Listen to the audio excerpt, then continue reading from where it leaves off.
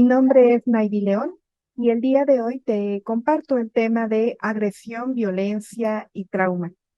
Soy directora de la Asociación Civil Cambio Sostenible y desde esta asociación buscamos construir espacios pacíficos a través del fortalecimiento de la cultura de la legalidad, la ética y la integridad. Muchas gracias por escucharme y espero que este tema sea de tu agrado. El tema está construido a partir del marco del 25 de noviembre, que saben ustedes, es el día de la eliminación en contra de la violencia hacia la mujer. En este marco, después de este 25 de noviembre, se presentan los 16 días de activismo para erradicar esta violencia. Y es en los 16 días de activismo que quisiera que incluyéramos esta conferencia, Cambio Sostenible por una Paz Permanente. La intervención, la plática que te vengo a compartir, se llama Por una vida digna para todas. Y el objetivo de esta intervención es reflexionar los factores involucrados en una conducta violenta y el impacto que tiene una crianza libre de violencia para el desarrollo de una vida digna para todas las personas. Esta intervención está dividida en tres momentos. El primero es platicarte sobre agresión, violencia y trauma. Después hablaremos sobre lo que significa la dignidad humana y por último algunas características de la crianza libre de violencia. Bien, pues vamos a compartir las grandes o pequeñas diferencias que hay entre estos tres conceptos: agresión, violencia y trauma.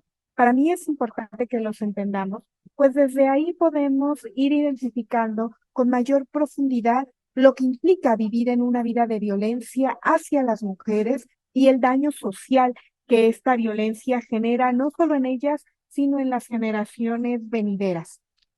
Algo que quisiera compartirte como preámbulo a esta explicación sobre agresión, violencia y trauma es que es muy importante considerar al ser humano como un todo en el que se incluyen tres grandes esferas: la esfera biológica, la esfera psicológica y la esfera social.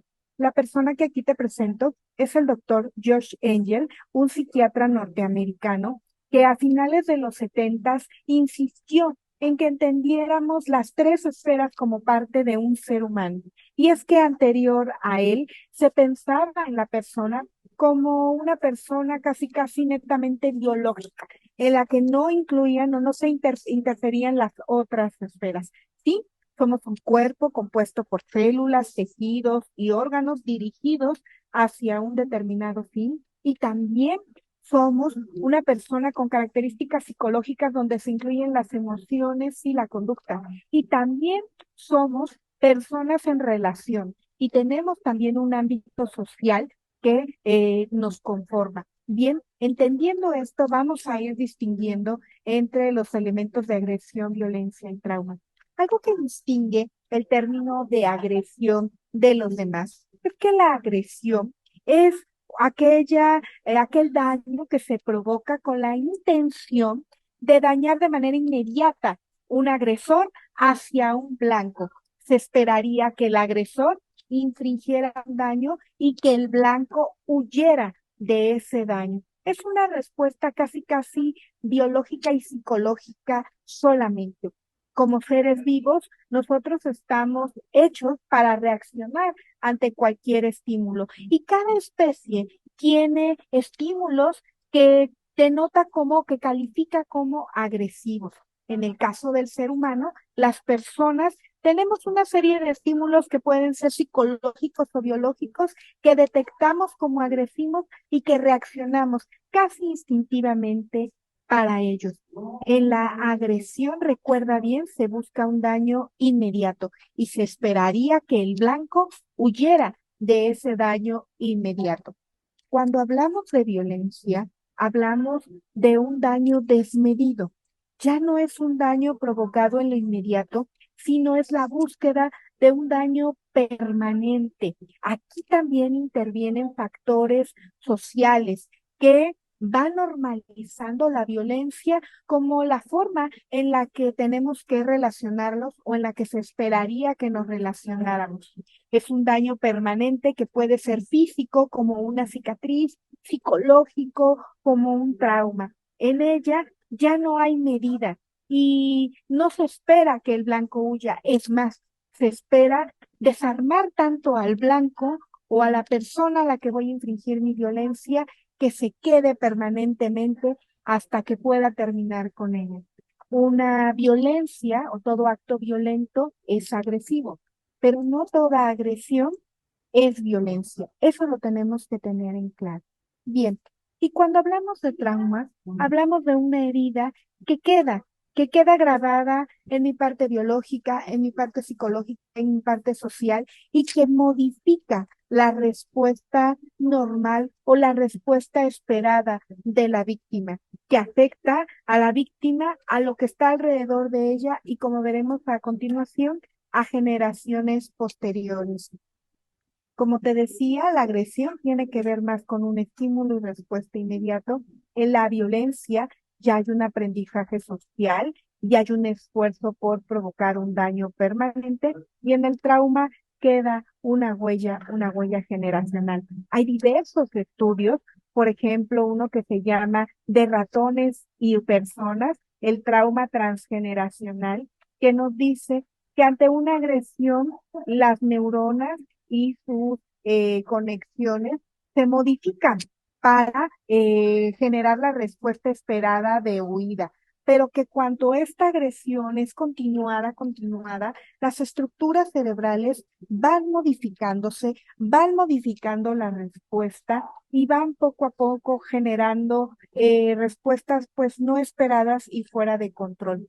En algunos estudios hechos con ratones, se ha descubierto que cuando a los ratones en edades muy tempranas continuamente se les está provocando agresiones, como parte ya de un aprendizaje, el ratón responde de manera agresiva, de manera violenta, muerde, enseña sus garras y está preparado para responder. En posteriores años, el investigador puede meter la mano donde están los ratones sin provocar agresión y ya el aprendizaje y las estructuras cerebrales se modificaron tanto que el ratón responde violentamente, aun y cuando no haya estímulos agresivos.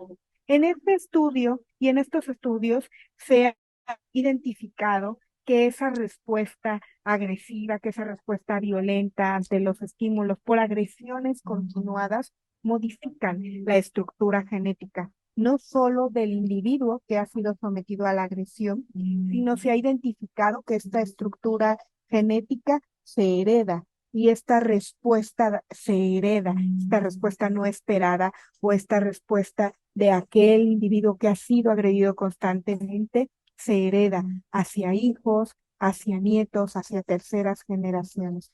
Por eso tendríamos que tener tanto cuidado con el daño que la violencia puede generar hacia las personas, porque no solamente es un daño hacia la persona, sino se transforma en un daño hacia la sociedad y en una huella cultural. Bien, cuando hablamos de agresión, violencia y trauma, también tenemos que identificar dentro del trauma, dentro de esta huella que se puede heredar de generación en generación, un concepto que nos ayuda o que nos hace entender cómo no todos los seres, las personas, reaccionamos igual ante las agresiones continuadas, ante la violencia. Hay personas que quedan muy dañadas y que difícilmente pueden recuperar su vida y hay otras personas que salen adelante. Y este salir adelante se involucra con algo que conocemos como resiliencia. Resiliencia viene de un vocablo francés que nos habla de rebotar. Cuando nosotros tenemos un resorte y le aplicamos un estímulo, una fuerza que vamos a identificar como violencia, disminuimos ese resorte hasta casi anonadarlo, hasta casi desaparecerlo. La resiliencia es esta capacidad de rebotar de ese resorte, de regresar a la dimensión que tenía con la fuerza interna que tenía y que puede tener. Esto, dentro de los factores biológicos que tenemos, se le conoce como la alostasis, la capacidad de las estructuras mentales de, aún y con la agresión, tratar de regresar al equilibrio llamado homeostasis. Hay personas que tienen toda la capacidad de alostasis presente como para, aún con el daño, no quedarse con ellos y poder salir adelante y tratar de retomar la vida. Esos son los factores biológicos. Entre los factores individuales o psicológicos, pues podemos distinguir la persona, cómo identifica el estrés, qué es para ella el estrés, cómo percibe el estrés. Lo percibe como algo que es muy amenazante, que acaba con su vida, o lo percibe como un reto en el cual va encontrando las herramientas para poder salir adelante. Y dentro de los factores ambientales que ayudan a las personas a salir del trauma y del daño que provoca una vida llena de agresión y violencia, encontramos los factores ambientales. Dentro de los factores ambientales, pues se encuentran los cuidadores o cuidadoras de esa persona, la comunidad, la sociedad, la red de personas alrededor de aquella víctima que le ayudan a salir adelante. Estos factores biológicos individuales y ambientales funcionan, sí, pero hay que tener cuidado sobre todo con el inicio. Como te decía cuando te hablaba del daño provocado a los ratones en sus primeras etapas, es más difícil que estos mecanismos de alostasis, de percepción del estrés, de redes cuidadoras funcionen cuando la persona ha sido sometida a violencia y agresión desde muy temprana edad. Ahí la estructura biológica, psicológica es tan fuerte el daño que se provoca y la modificación de la conformación que a veces al individuo o a la persona le es difícil salir adelante. Además, en una sociedad en la que hemos normalizado la violencia y que muchas veces hemos utilizado el concepto solo para manipular algunos aspectos de mi vida que no quiero que a mí se me toquen, pero que a los demás infrinjo, pues la sociedad empieza a no identificar la gravedad de la violencia, empieza a entender la violencia como una manipulación de las víctimas, empieza a entender la violencia como algo que es necesario para sobrevivir y entonces no tenemos los elementos necesarios para poder salir adelante. Una pintora mexicana mencionaba que amurallar el propio sufrimiento es arriesgar que te devore desde el interior. Y es que verdaderamente el trauma provocado por la violencia devora, devora desde el interior a la persona y a las personas que le rodean. Como mujeres, tendremos que hacer lo que tengamos que hacer para que ni nosotras ni las próximas generaciones de mujeres vivan la agresión desde temprana edad, vivan la violencia como algo normalizado y que tengan las personas las herramientas, las mujeres, las herramientas necesarias para que puedan salir adelante en caso de que identifiquen verdaderamente un acto de violencia. ¿De qué hablamos cuando hablamos de dignidad humana? ¿Por qué insistimos en que las mujeres, los hombres y todas las personas merecemos una vida libre de violencia? La palabra dignidad viene del latín dignita y significa merecer. Es todo lo que merecemos por el simple hecho de haber nacido personas. La dignidad humana no es algo que se gane. No necesito cumplir ciertas características para ganar más dignidad. La dignidad humana no es algo que se pierda, ni mis actos no provocan que yo pierda mi dignidad humana, mis errores, y por lo tanto también con mis errores, con mis decisiones, merezco ser tratado con respeto y con valoración. Y la dignidad humana no es algo que se mida. Por lo tanto, no podemos pensar que hay personas que tienen mayor dignidad que otras por su género, por su orientación sexual, por sus ideologías, por sus posturas políticas, por su color de piel. Todos merecemos, todas merecemos ser escuchadas, ser escuchados, ser atendidos y ser cobijados por nuestra red comunitaria. En el centro de la no violencia se alza el principio del amor. No podemos hablar de estar en contra de la violencia cuando mis actos, todos mis actos, responden a través del odio.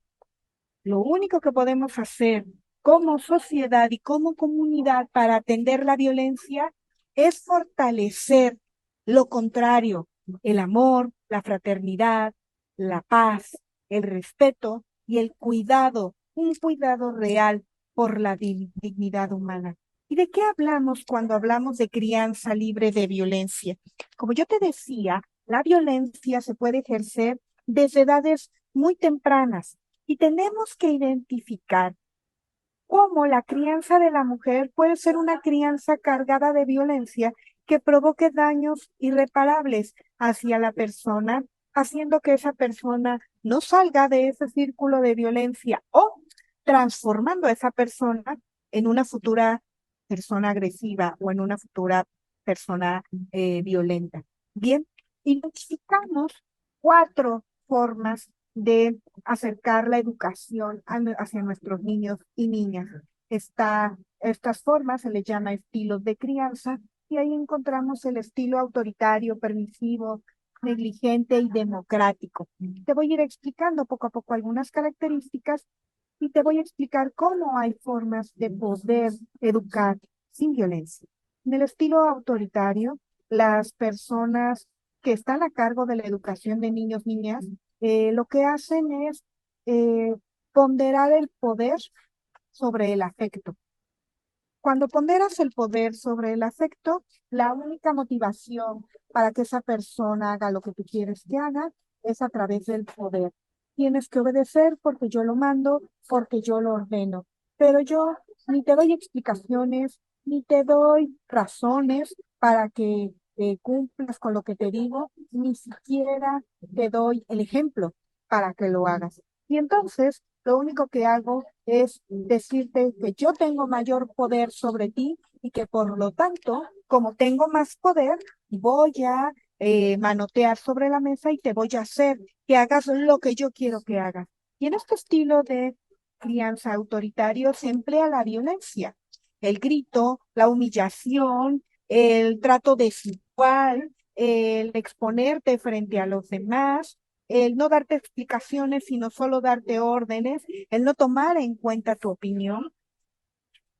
No solo pasa en los ambientes de crianza, esto se traslada y lo vamos aprendiendo y lo vamos repitiendo en los otros ambientes, en el ambiente educativo, en el ambiente laboral, en el ambiente comunitario. Aquellas personas que creen que porque tienen cierto grado de poder pueden pisotear la dignidad de las otras personas. Desde el momento que haces distinciones y que tratas a algunos con mayor cuidado que otros, pareciera que no hemos entendido el concepto real de dignidad humana.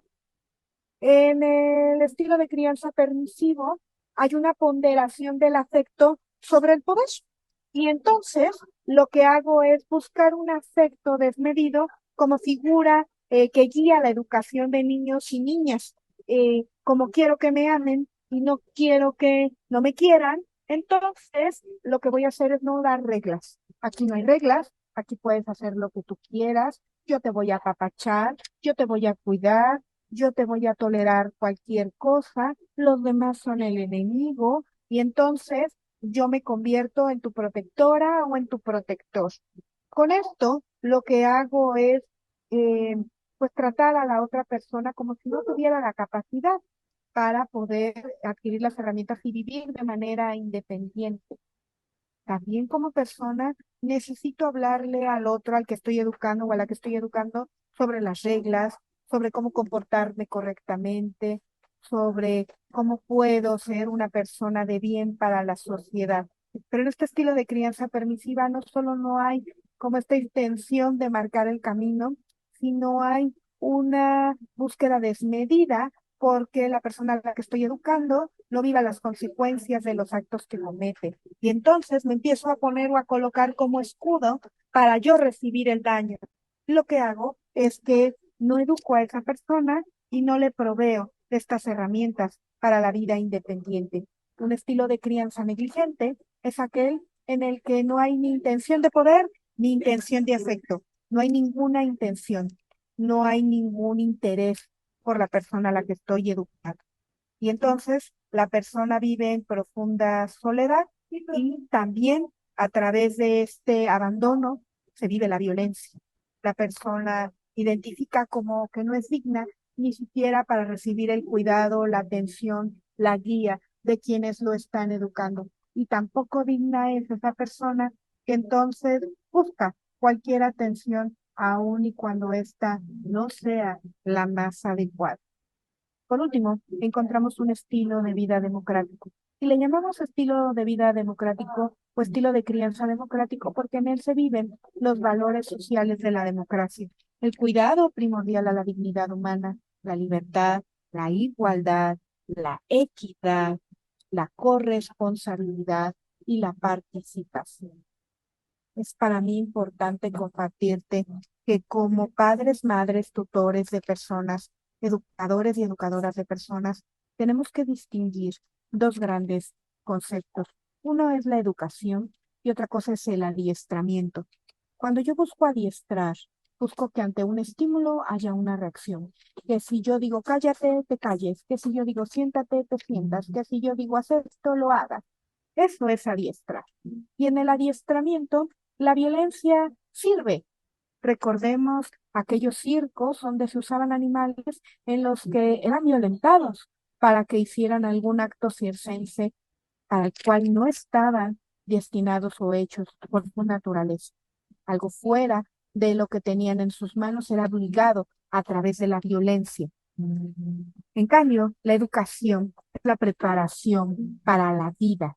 Cuando tú educas a tus hijos, a tus hijas, a tus alumnos, a tus alumnas, a los colaboradores y colaboradoras de tu organización, los preparas para que ellos por sí mismos puedan salir adelante. Es diferente educar y adiestrar. La violencia no sirve en ningún momento para educar. La violencia no provoca que tú sientas que tengas la capacidad para vivir de manera independiente. La violencia sí hace que sientas que siempre necesitas de la violentadora o del violentador para poder subsistir. Han roto tanto tus estructuras biológicas, psicológicas y sociales que te sientes poco capacitado, poco capacitada para poder enfrentar el mundo y los retos que se enfrentan. Otro psiquiatra estadounidense llamado Carl Menninger nos dice que lo que se le da a la niñez dará a la sociedad. Por eso es tan importante cuidar a nuestros niños, niñas y adolescentes de las agresiones físicas, psicológicas, económicas, sexuales, para no provocar estos daños que se pueden perpetuar a través de las generaciones. Todas las mujeres merecemos una vida libre de violencia. Las mujeres necesitamos un mundo en el que no seamos agredidos por un hombre o por otra mujer. Ambos, hombres o mujeres, pueden ser violentadores y las mujeres necesitamos poder vivir en un espacio donde construyamos nuestra propia personalidad de manera segura, donde no estemos constantemente expuestos a agresiones tachadas o coloreadas con normalidad. Pues agradezco mucho este espacio que me das para platicarte sobre la violencia y que estos 16 días de activismo se transformen en una vida más digna para todas y todos. Muchísimas gracias. Saludos.